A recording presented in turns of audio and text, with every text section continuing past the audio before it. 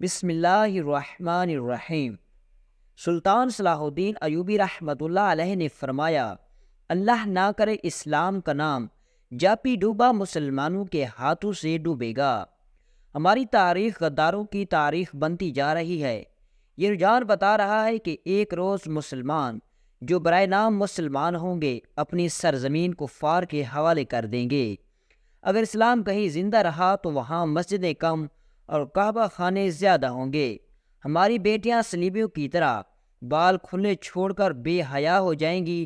کفار انہیں اسی راستے پر ڈال رہے ہیں، بلکہ ڈال بھی چکے ہیں۔ اب مصر سے وہی طوفان اٹھ رہا ہے۔ علی تم اپنے محکمے کو اور مضبوط اور وسیع کر لو۔ میں نے اپنے رفیقوں سے کہہ دیا ہے کہ دشمن کے علاقوں میں جا کر شب خون مارنے اور خبریں لانے کے لیے تنومند اور ذہین جوانوں کا انتخاب کرو۔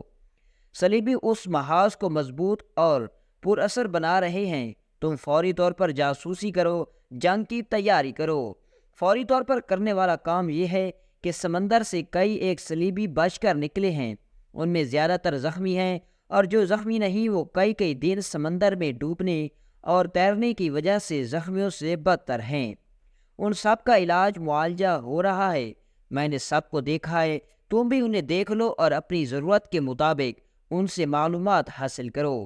سلطان صلاح الدین ایوبی رحمۃ اللہ علیہ نے دربان کو بلا کر ناشتے کے لیے کہا اور علی بن سفیان سے کہا، کل کچھ زخمی اور کچھ بھلی لڑکیاں میرے سامنے لائی گئی تھیں۔ 6 تو سمندر سے نکلے ہوئے قیدی ہیں، ان میں مجھے ایک پر شک ہے کہ وہ سپاہی نہیں۔ سلطان صلاح الدین چیل کی نظر رکھنے والا سلطان سمجھ چکا تھا کہ ان 6 زخمی سپاہیوں میں سے ایک وہ آدمی کوئی عام آدمی نہیں بلکہ کوئی بڑا کماندار ہے، اور سلطان کی سوچ بالکل درست تھی۔ وہ آدمی رتبے اور عہدے والا آدمی ہے، سب سے پہلے اس سے ملو۔ 5 تاجر 7 عیسائی لڑکیوں کو ساتھ لائے تھے۔ آپ نے علی بن سفیان کو لڑکیوں کے متعلق بتایا کہ 5 تاجر میرے سامنے حاضر ہوئے اور کہا کہ ہمیں یہ 7 لڑکیاں سمندر کے کنارے ملی، ہم تجارت کے سلسلے میں لمبے سفر پر جا رہے ہیں اور ہم ان کو اپنے ساتھ نہیں لے جا سکتے، اور آپ ان خوبصورت حسین و جمیل لڑکیوں کو اپنی پناہ میں رکھ لو۔ اور میں نے ان لڑکیوں کو پناہ میں رکھ لیا، لیکن حقیقت میں میں نے لڑکیوں کو حراست میں لے لیا، لیکن انہیں بتایا نہیں کہ میں انہیں پناہ میں لے رہا ہوں۔ لڑکیوں کا یہ کہنا ہے کہ وہ غریب گھرانوں کی لڑکیاں ہیں، اور پھر ان کا یہ بیان کہ انہیں ایک جلتے ہوئے جہاز میں سے کشتی میں بٹھا کر سمندر میں اتارا گیا اور کشتی انہیں ساحل پر لے آئی، مجھے شکوک میں ڈال رہا ہے۔ میں نے انہیں الگ خیمے میں رکھا ہے اور سنتری کھڑا کر دیا ہے۔ تم ناشتے کے فوراً بعد اس قیدی اور ان لڑکیوں کو دیکھو۔ سلطان صلاح الدین ایوبی رحمۃ اللہ علیہ نے مسکرا کر کہا، کل دن کے وقت ساحل پر ٹہلتے ہوئے مجھ پر ایک تیر چلایا گیا تھا جو میرے پاؤں کے درمیان ریت میں لگا۔ آپ نے تیر علی بن سفیان کو دیکھ کر کہا، علاقہ چٹانی تھا، محافظ تلاش اور تعاقب کے لیے بہت دوڑے مگر انہیں کوئی تیر انداز نظر نہیں آیا۔ اس علاقے سے انہیں یہ 5 تاجر ملے جنہیں محافظ میرے پاس لے آئے، انہوں نے یہ 7 لڑکیاں بھی میرے حوالے کی اور چلے گئے۔ علی بن سفیان نے حیرت سے کہا، اور وہ چلے گئے؟ آپ نے انہیں جانے کی اجازت دے دی؟ محافظوں نے ان کے سامان کی تلاشی لی تھی۔ سلطان صلاح الدین ایوبی نے کہا، ان سے ایسی کوئی چیز برآمد نہیں ہوئی جس سے ان پر شک ہوتا۔ علی بن سفیان تیر کو غور سے دیکھتا رہا اور بولا، سلطان معظم اور سخرار علی بن سفیان تیر کو غور سے دیکھتا رہا اور بولا، سلطان اور سراغ رساں کی نظر میں بڑا فرق ہوتا ہے، میں سب سے پہلے ان تاجروں کو پکڑنے کی کوشش کروں گا۔ علی بن سفیان سلطان صلاح الدین ایوبی رحمۃ اللہ علیہ کے خیمے سے باہر نکلا تو دربان نے اس سے کہا، یہ کماندار اطلاع لایا ہے کہ کل 7 عیسائی لڑکیاں قید میں آئی تھی، ان میں ایک لاپتہ ہے۔ کیا سلطان کو یہ اطلاع دینا ضروری ہے؟ یہ کوئی اہم واقعہ تو نہیں کہ سلطان کو پریشان کیا جائے؟ علی بن سفیان گہری سوچ میں پڑ گیا۔ کماندار جو اطلاع دینے آیا تھا اس نے علی سے کہا۔ علی بن سفیان کے قریب آ کر آہستہ سے فرمایا، ایک عیسائی لڑکی کا لاپتہ ہو جانا اتنا اہم واقعہ نہیں، مگر عام یہ ہے کہ فخر المصری نام کا کماندار بھی رات سے لاپتہ ہے۔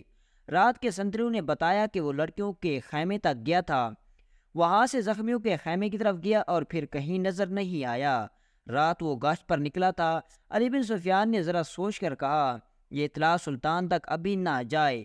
رات کے اس وقت کے تمام سنتریوں کو اکٹھا کرو جب فخر گشت پر نکلا تھا۔ میں نے سلطان صلاح الدین ایوبی رحمۃ اللہ علیہ کے محافظ دستے کے کماندار سے کہا کہ کل سلطان کے ساتھ جو محافظ ساحل تک گئے تھے انہیں لاؤ۔ وہ وہیں تھے۔ چاروں سامنے آ گئے تو علی بن سفیان نے انہیں کہا، کل جہاں تم نے تاجروں اور لڑکیوں کو دیکھا تھا وہاں فوراً پہنچو۔ اگر وہ تاجر ابھی تک وہیں ہیں تو انہیں حراست میں لے لو اور وہیں میرا انتظار کرو۔ اگر جا چکے ہیں تو فوراً واپس آؤ۔ محافظ روانہ ہو گئے تو علی بن سفیان لڑکیوں کے خیمے تک گیا۔ 6 لڑکیاں باہر بیٹھی تھیں اور سنتری کھڑا تھا۔ علی نے لڑکیوں کو اپنے سامنے کھڑا کر کے عربی زبان میں پوچھا، 7ویں لڑکی کہاں ہے؟ لڑکیوں نے ایک دوسرے کی منہ کی طرف دیکھا اور سر ہلائے۔ علی بن سفیان نے کہا، تم سب ہماری زبان سمجھتی ہو؟ لڑکیاں اسے حیران سا ہو کر دیکھتی رہیں۔ علی ان کے چہروں اور ڈیل ڈول سے شک میں پڑ گیا تھا۔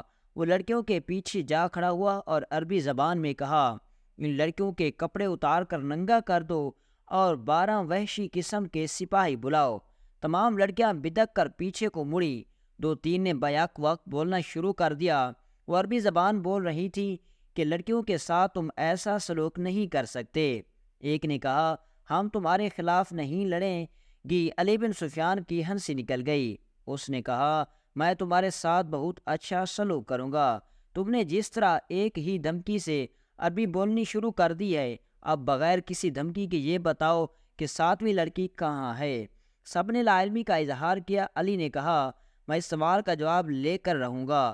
تم نے سلطان پر زہر کیا کہ تم ہماری زبان نہیں جانتی۔ اب تم ہماری زبان اچھی طرح بول رہی ہو، کیا میں تمہیں چھوڑ دوں گا؟ اس نے سنتری سے کہا کہ انہیں خیمے کے اندر بٹھا دو۔ رات کے سنتری آ گئے تھے۔ فخر المصری کی گشت کے وقت کے سنتریوں سے علی بن سفیان نے پوچھ گچھ کی۔ آخر لڑکیوں کے خیمے والے سنتری نے بتایا کہ فخر رات اسے یہاں کھڑا کر کے زخمیوں کے خیمے کی طرف گیا تھا۔ تھوڑی دیر بعد اسے کوئی آواز سنائی دی، کون ہو تم؟ نیچے آؤ۔ سنتری نے ادھر دیکھا تو اندھیرے میں اسے کچھ بھی نظر نہ آیا۔ سامنے مٹی کے ٹیلے پر اسے ایک آدمی کا سایہ نظر آیا اور وہ سایہ وہیں غائب ہو گیا۔ علی بن سفیان فوراً وہاں گیا۔ یہ ٹیلا ساحل کے قریب تھا۔ اس کی مٹی ریتلی تھی۔ ایک جگہ سے صاف پتہ چل رہا تھا کہ وہاں کوئی اوپر گیا ہے۔ وہاں زمین پر 2 قسم کے پاؤں کے نشان تھے۔ ایک نشان تو مرد کا تھا جس نے فوجیوں والا جوتا پہن رکھا تھا۔ دوسرا نشان چھوٹے جوتے کا تھا اور زنانہ لگتا تھا۔ زمین کچی اور ریتلی تھی۔ زنانہ نشان جدھر سے آیا تھا علی بن سفیان ادھر کو چل پڑا۔ یہ نشان اسے اس خیمے تک لے گئے جہاں موبی سے روبن ملا تھا۔ اس نے خیمے کا